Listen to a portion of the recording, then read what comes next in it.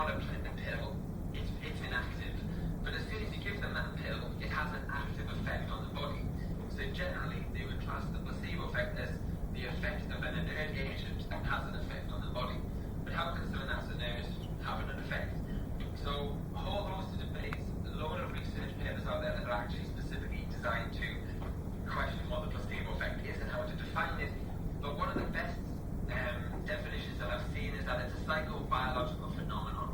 That's a bit of a mouthful, but what this suggests is that when we give out a placebo, we're not just giving out a pill, we're giving out words. It's part of a ritual, it's got symbols and meanings attached to it. So if I have a pill that's red and white, all of a sudden it's red and white. It has a meaning. That means something to the person receiving it. When you say something like this pill is going to enhance your performance, all of a sudden you're creating an expectation then. There's a ritual as well of taking the pill. So the placebo effect is this environment that surrounds an intervention when we deliver it. So the placebo effect itself, it's not about the pill, it's what is attached to it. And I think as practitioners, we should be really grabbing this as much as possible and thinking about this constantly when we think about whatever intervention or whatever intervention we deliver to athletes. So it's about their expectations, what they believe, past experiences, and the learning that's occurred is so important as well when we think about the placebo effect. So it's not about the pill, but what is attached to it. And usually in clinical trials, as scientists in general, it's something to control for in the randomized control trial. It's something that we want to remove completely. It's quite seen as a nuisance, and we want to find out the true effect of an intervention. This is what we want to do in clinical trials. We have caffeine, for example. We might want to find out if caffeine improves performance, so we'll have, given them caffeine, we'll also have a placebo, which is, or should be, indistinguishable from actual caffeine itself. And what we do is, we give an athlete caffeine, we give them a placebo, and you minimize the difference between the two. And that tells us whatever the difference is between the caffeine effect, placebo, that gives us our true effect of a treatment. All well and good. Interestingly though, what was happening over the past, so during these randomized control trials, is that athletes, or specifically in clinical trials in medicine, you discover that participants were actually improving just as well in the placebo group. So there's a whole host of research to suggest that we might be giving out a treatment, but we also might be giving out a placebo that's having just as good as benefit. And this brought out so many questions. And this brings us to sport as well in 1972, where numerous studies have investigated whether a placebo on its own can actually improve performance. So one of the first studies was by Aaron and Sam in 1972, who decided to give out placebos, tell them athletes it was anabolic steroids, and they ended up improving performance to huge potential improvements. Now, a whole host of research has been done since then, mainly weightlifting, cycling, and running, or sort of close contact events, and we're seeing improvements between 1% and 3%. Now, this is quite a large percentage of an improvement. If you think about Team Sky's motto about marginal gains, whether or not they're still believing in that today, perhaps, but improvements of 1% and 3% are absolutely substantial and quite significant. So if we're actually just giving out sugar pills or giving out pills that have no therapeutic value, and they're improving an athlete's performance by 3%, that has a lot of meaning for sports scientists, and that's something that I think we should be capitalizing on, and at least use definitely as much as possible.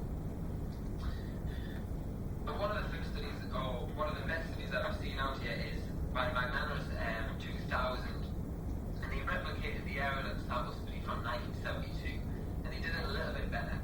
And they had national level weightlifters, and they informed them they had received an anabolic steroid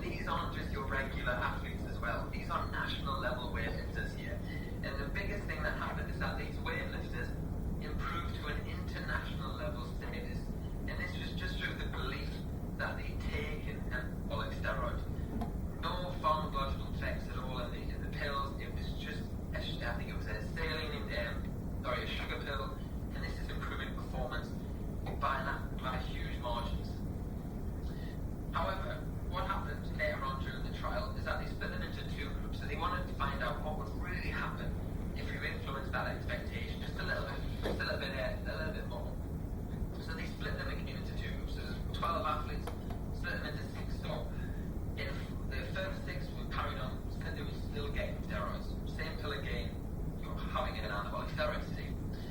But the other group were told what you were actually given in the last trial was just a placebo.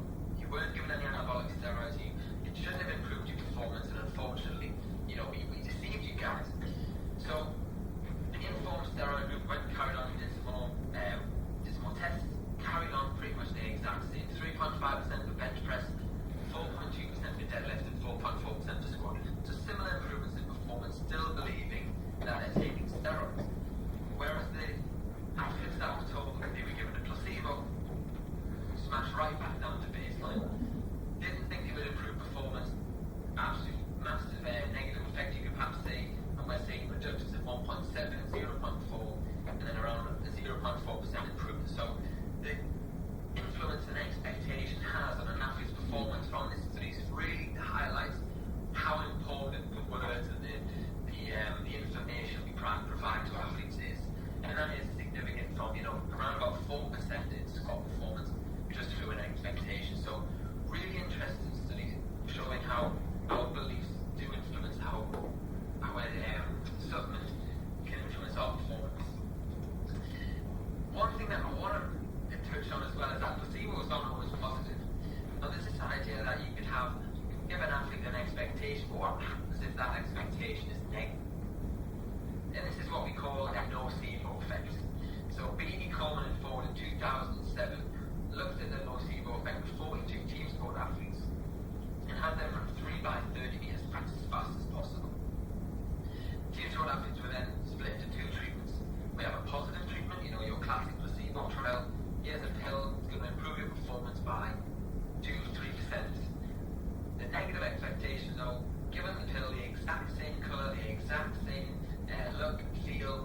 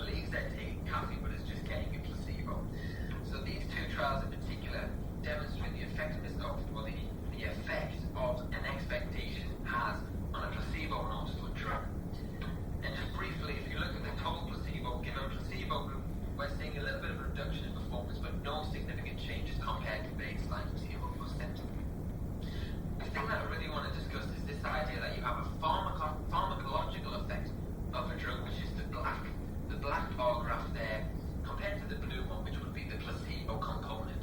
And we can really capitalize on this placebo component if we think that there are two components that interact with each other. We have the pharmacological component, which would be caffeine, for example, and you have the placebo component, expectations and beliefs.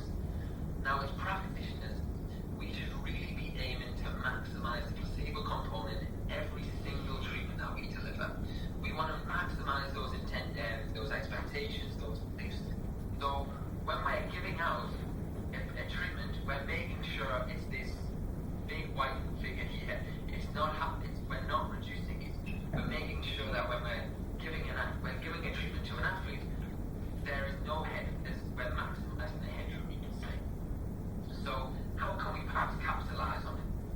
Now, as my PhD was really looking into, I was wondering what would moderate the placebo effect? What can practitioners do to make sure that they're maximizing it? So I had over 700 athletes, and similar to the BD Coleman and Folk study, the sprint study, we had them do repeated sprints as well, and we separated them into 3 treatments this time. So we had a positive belief treatment, we have a negative belief treatment, and a control.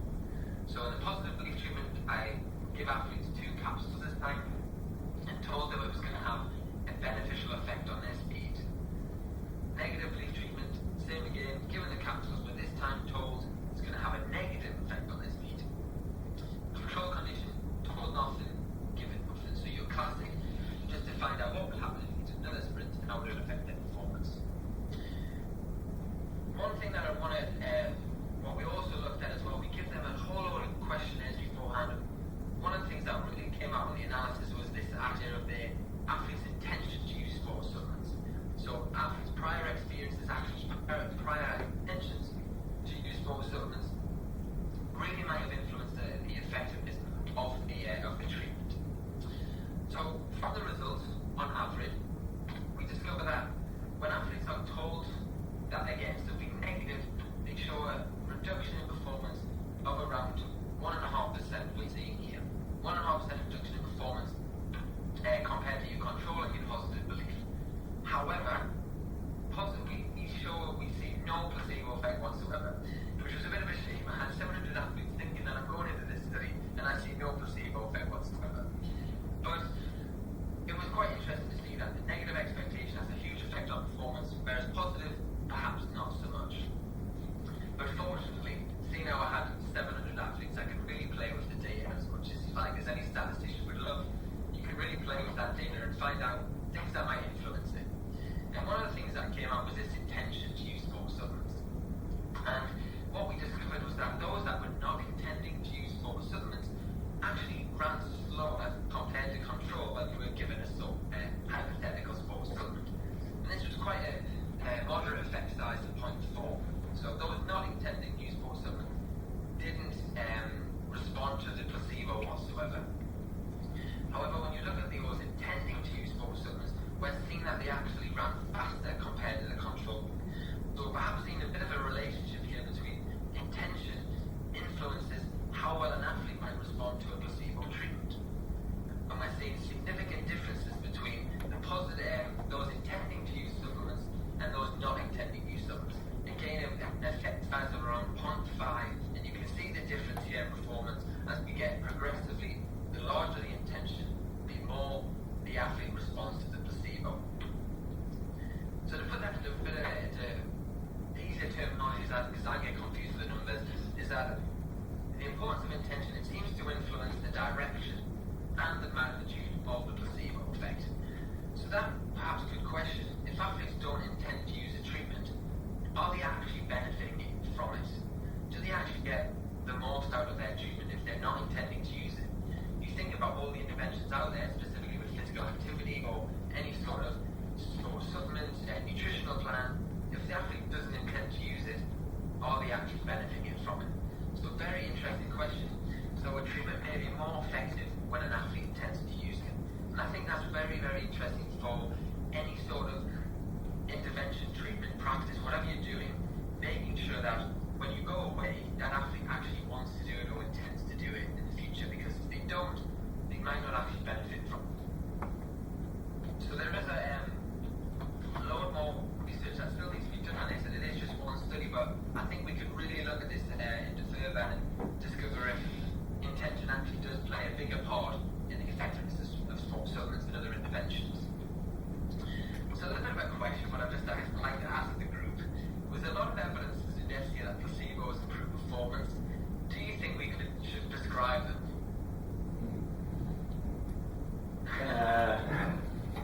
Personally, no, because then it still just promotes that use of supplements or then progressing on to other drugs within our sport, which is exactly what we're trying to stamp out against. Good answer. I think that's something that when I had those 700 athletes, it was quite horrible for you. Actually, when you take a step back from actually giving them pills, it's not the best thing in the world, is it? So definitely something to consider. Being paused, is that alright? Yeah, sorry. Evidence suggests placebos improve performance. Yeah, perhaps there isn't the best thing to do. It could be a legitimate treatment. It's questionable. However, there are some well-known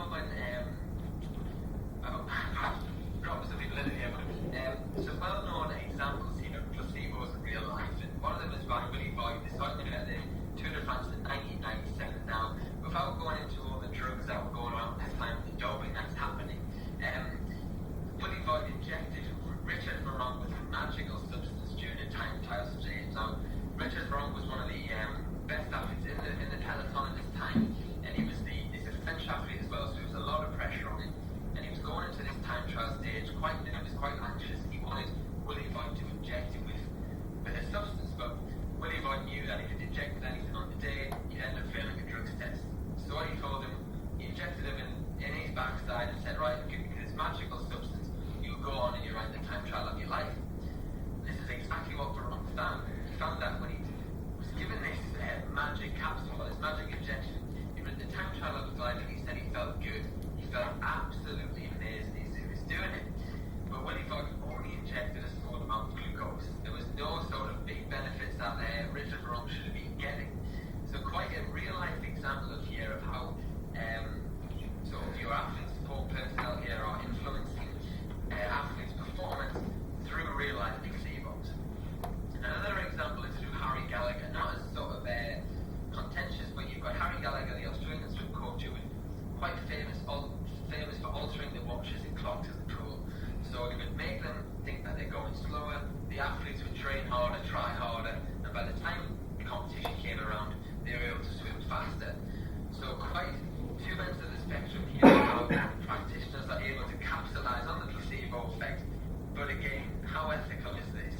Deception and the placebo effect is quite a murky ground, you could say. So deceiving athletes about a treatment can improve performance, but issues with this approach, there's quite many of them. And the first one is that is it ethical to do? And it is really unethical, and we should be really promoting this idea of the athlete autonomy. We're working with our athletes, we're understanding that they know exactly what treatment they're getting. We're not deceiving them, we're not lying to them. We're not quite being maternalistic as well. We might be quite benevolent and think this is good for them, but we can work with our athletes and think this is the best thing for you. Another consideration is that we have variability of responses. So if we give out a placebo, not everyone's going to respond to it. So we actually don't know if an athlete is going to respond to it, and you never know if that athlete will have a positive effect or a negative effect.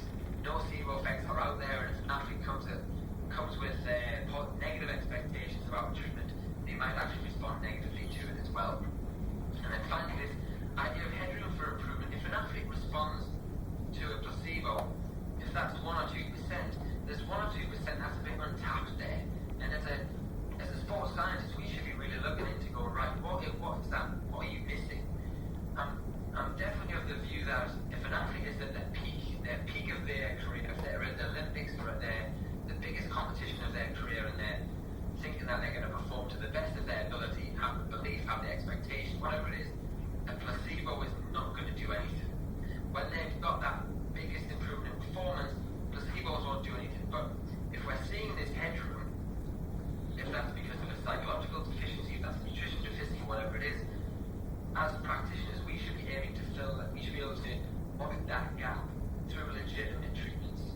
And to do this, we can maximize the placebo effect and capitalize on legitimate treatment through the words that we use, making sure that we're emphatic with our athletes, giving them confidence, and through anything that you might use. So if you want to provide a supplement to someone, does that athlete fully believe and expect that supplement's going to improve their performance? This can be the same with nutrition. Are they fully believing in their nutrition, their psychology support, even down to their training and their sleep? Do they fully believe and expect that they're getting the best out of it? A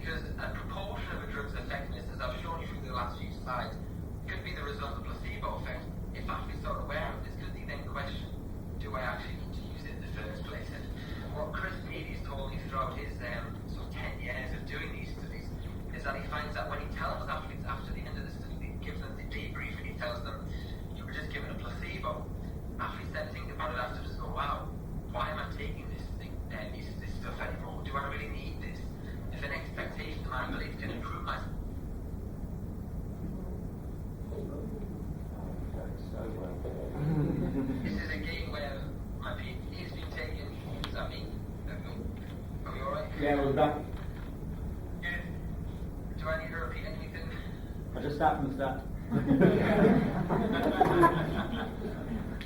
Okay, so quickly say, perhaps we can educate and inform athletes about the placebo effect to reduce drug use. And the 700 athletes that I had in the study, we measured their beliefs, attitudes, and intentions to use drugs prior to it, had them do the placebo intervention, and after we told them about the whole deception, we've discovered that athletes were less likely to use drugs, they had a lower attitude, and they were less attention use was minimized as well. So not just using it, the placebo effect is to maximize an intervention, we could also be using it as an anti-doping intervention. So reducing drug use perhaps is another way forward to use it as a vehicle, in fact as a vehicle to reduce it this way.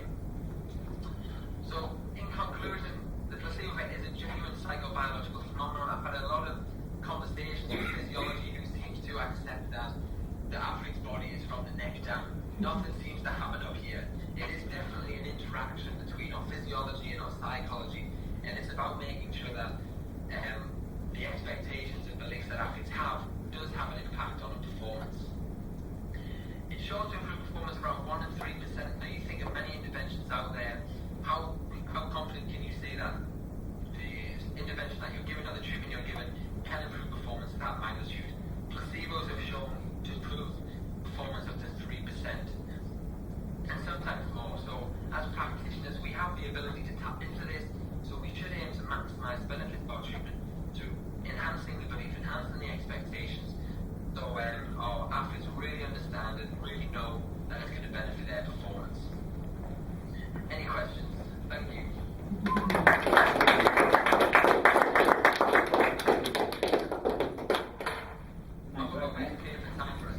You what, sorry? I hope I'm okay for time. Yeah, I think you're alright. Just We don't have to go to bed. jumping in on jumping in on a class, so it's good. Any questions for Phil? How much of this do you think is innately driven into us from a young age? Like I've got a young son, and he falls over, and I'll get the special cream, and you're like, it's nothing special, and all of a sudden he's back up and he's running again. Like, are we training ourselves from a young age to believe in this way?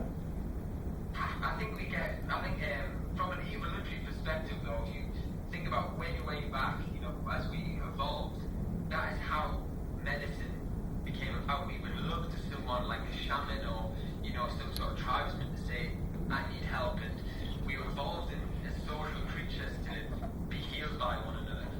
So I think at a younger age, that's just our evolutionary talk, and you could say, thinking, give me something so I can make sure that my body's going to be able to get to A to B, perhaps, or be able to survive still. So yeah, I think as human beings, we seem to be attached to the placebo effect and constantly want to have that benefit from other people.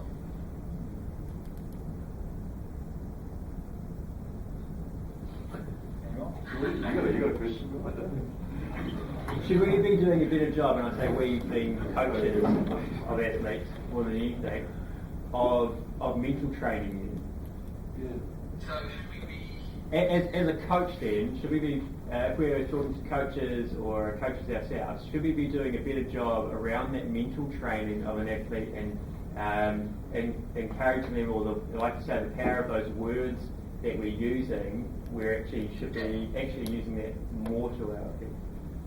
Yeah, definitely. I think it's something that is untapped, and I'll send you the paper that we written. That was based around this presentation, and Chris Beatty originally written it, and it said that your elite strength conditioning coaches, your physiotherapists, nutritionists, whoever you are experts, psychologists, you could argue, because they get the best out of their training, their interventions and treatments through making sure that the athlete fully believes in what they're giving.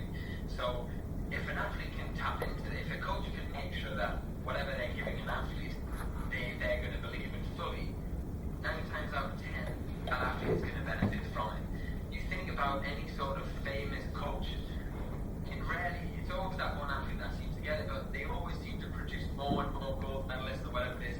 Is it through the training that perhaps isn't different, or is it just this persona, this aura you have around some coaches that are out there? And yeah, I think we can really I think it's an untapped resource, but it's trying to create that aura around yourself to make sure that you're making athletes believe what you're doing and making sure that you're on the same page as well. So perhaps psychology sometimes has a bad name for itself, that it's all in the mind, it's a little bit wishy-washy, but I think we should be really using it to our advantage. I've just got one more. That's right. Should then with our research going forward, should we be looking to actually take away that other placebo trial or control group, and just say either you're getting caffeine or we're not giving you anything, versus you might be getting it or you might not be getting it? I think it's so from a method point of view, is it to remove the placebo control trial completely? Do you think? Yeah. I think it's still got an important place. I think, like anything, it seems to be embedded in medicine and science that you have to have this placebo control there.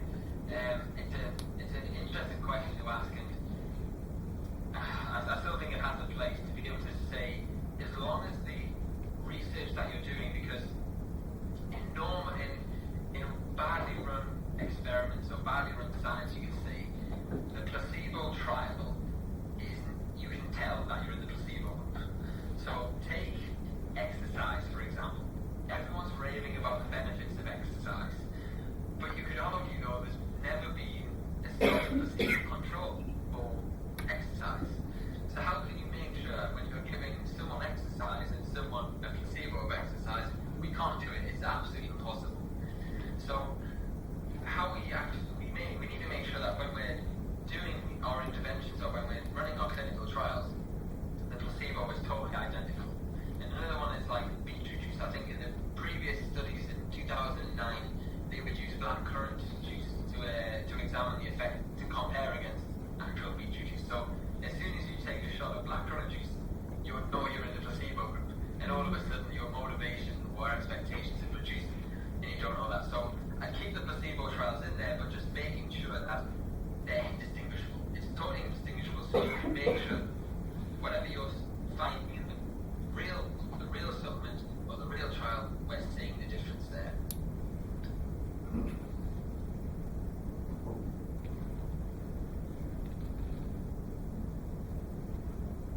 Any more? We good? Right, Phil, I think we'll let you get to bed, mate, because you've got World Championships to contend with this week, haven't you? So Phil's working at London in an anti-doping capacity there as well, so around taking this and applying it to some pretty elite guys. Yeah. So pretty cool job, but yeah, we don't want to keep you from preventing doing a good one. So thanks very much for your time, mate. Really appreciate it. Thanks, Phil. He's got a good surname, even if it's in a small version of mine. Hurst. He's short hair than your long hair. Oh, daddy joke right there. Ah, man, I'm working on granddad jokes.